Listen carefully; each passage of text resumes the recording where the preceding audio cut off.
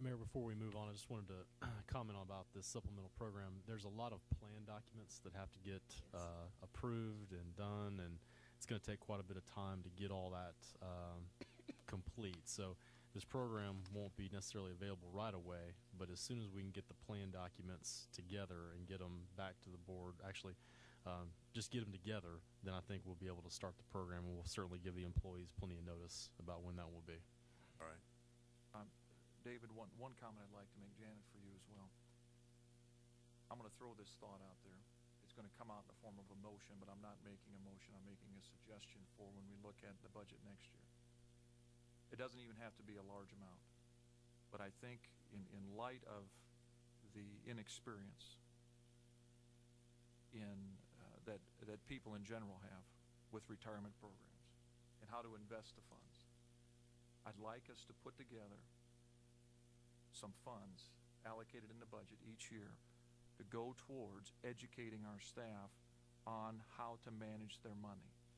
Because the most important words you mentioned at that podium were these: you have to participate. And if you have, at a minimum, if you participate at the minimum, you're going to be at 8% of your dollars going away. If you're here 21 years and more, that's 20% of your pay. 10% from you with 100% match from the town.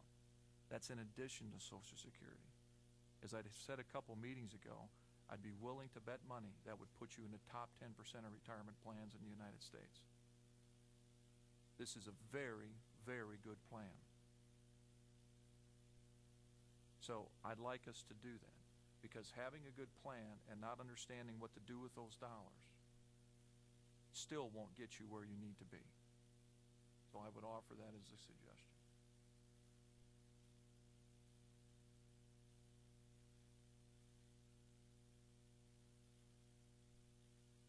All right, the next item is approval of revised drug screen policy for employees of the town of Farragut.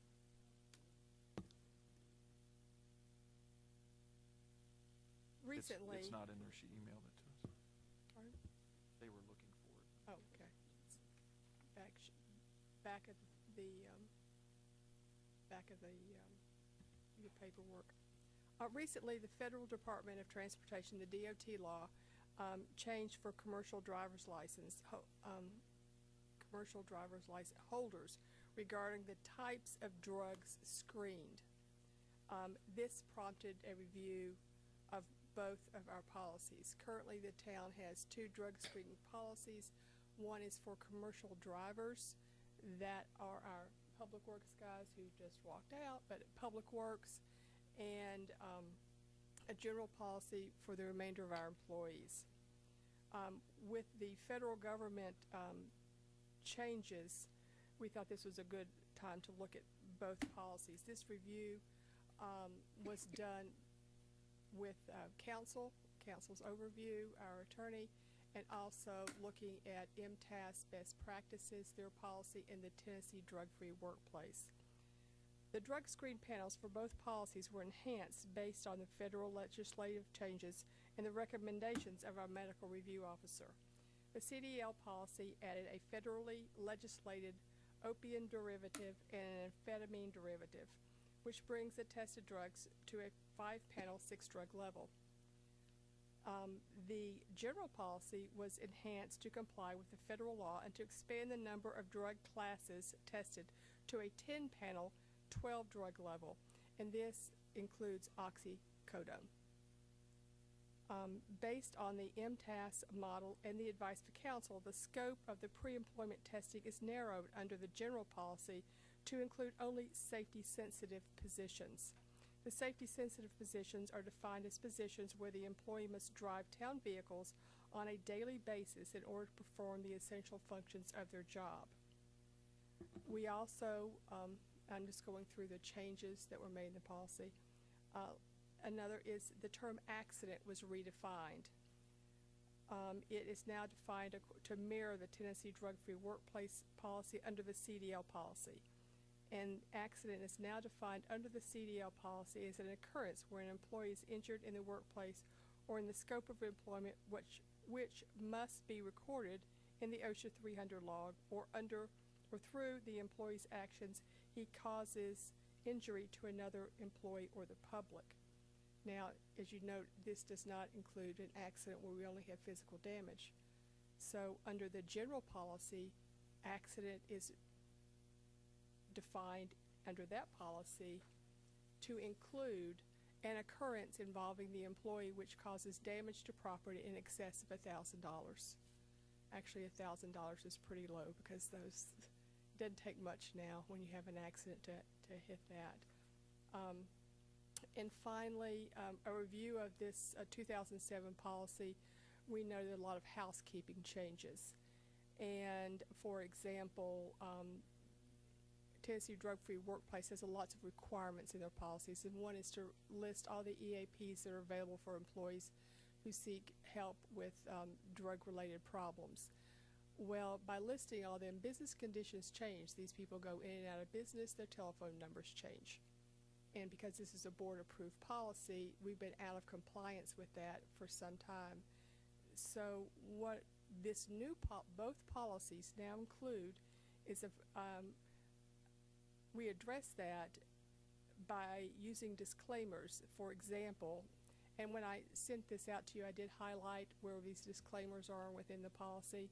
If business needs of the town require or call for a change of a MRO, which is a medical review officer, the town administrator may select another qualified MRO at any time, provided that the newly selected MRO has and maintains all the necessary certifications and qualifications. And we've used this type of disclaimer several times in the policy about the lab that we use, about the EAPs, this type of thing, just to allow the town administrator who administers this policy the discretion to move forward so we are not out of compliance, but not to bother the board with things that are outside the town's control, those type of business decisions. This additional language will, as required of a Tennessee Drug-Free Workplace, this policy change, we will give the employees 60-day notice before it's implemented. As far as who we test, how we test, randoms, for-cause dressing, pre-employment, other than what I just stated, everything else remains the same. More information than you probably needed, but.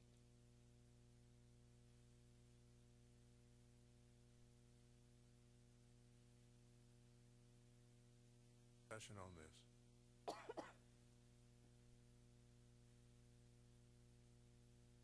I'll make a motion to approve the 2011 revision to the Town of Farragut General Drug and Alcohol Policy and the Town of Farragut Department of Transportation Drug and Alcohol Policy. Second. Favor say aye. Aye. Any opposed? Thank you. Thanks. Next come ordinances.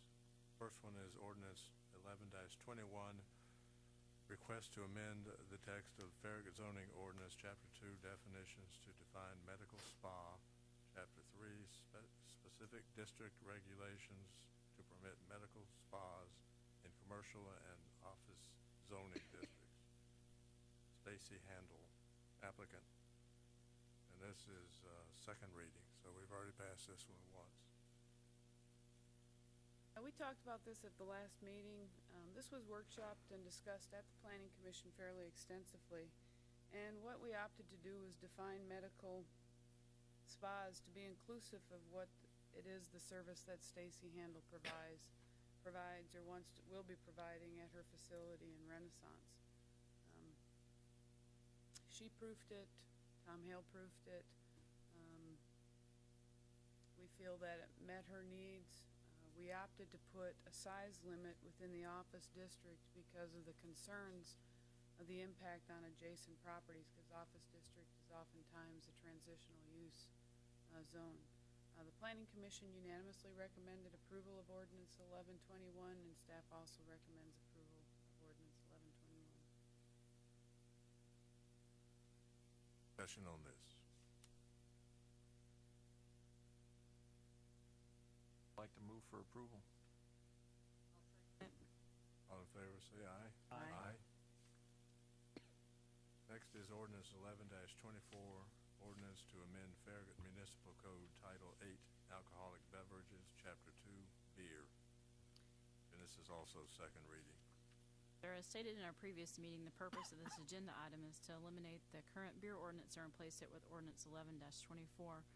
The majority of the current beer ordinance has not been updated since 1985, so this ordinance will update all the necessary changes. Highlights of the new ordinance are enhanced definitions, revision to the special occasion beer permit, a modified on-premise consumption permit requirements, permit beer sales within hotels, revised serving hours to correspond with Knox County and the City of Knoxville, and improved suspensions and civil penalties sections. And staff recommends approval of ordinance 11-24 on second and final reading.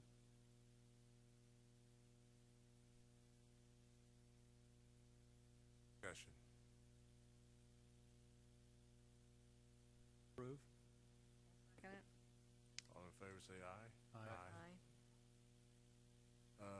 Next we go to first readings. Ordinance 11-22, ordinance to amend the Farragut zoning ordinance, Chapter 4, Section 24, special events permit to modify requirements and clarify application process. Yeah, look at this. The ordinance before you is a rewrite of the special events permit. Now, this is a very much used ordinance within our zoning ordinance with regards to what, with businesses, for grand openings, you name it, it falls under it. Most people think of grand opening. Nonprofits that will be located on a shopping center like Feed God's Children is one that came before you for a grant, but they also come before us to get special events because they hold fundraisers that they partner with Kroger and things like that. And so that's also part of the special event.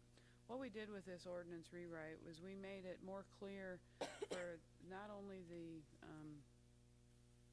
who can do what, but also more of the application process with regards to homeowners associations and homeowners and also churches. Probably the most significant change that everybody's primarily interested in is the business section, or the first section of the ordinance with regards to the general requirements for commercial office and not-for-profit and nonprofit entities. We discussed this at several workshops at the Planning Commission and fairly extensively with regards to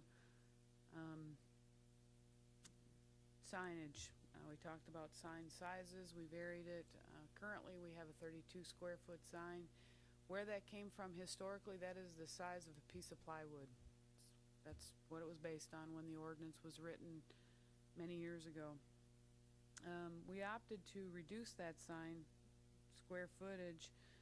Initially, we discussed before the EDC and the FBA of being 16 square feet. Then that was up to 20 square feet to accommodate the Shop Farragut logo so as to brand that program. And came up with 15% mandatory of displaying the Shop Farragut logo with the website address and that sort of thing.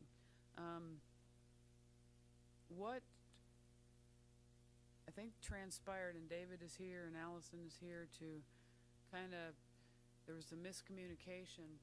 The signage that I used always as an example through the discussions at the EDC and the FBA and also at Planning Commission was the Archer's Barbecue sign.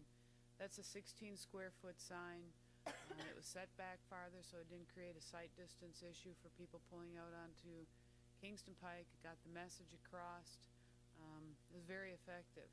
The words were legible, so we did put in there that the wording or lettering comply with the legibility requirements of the Visual Resources Review requirements.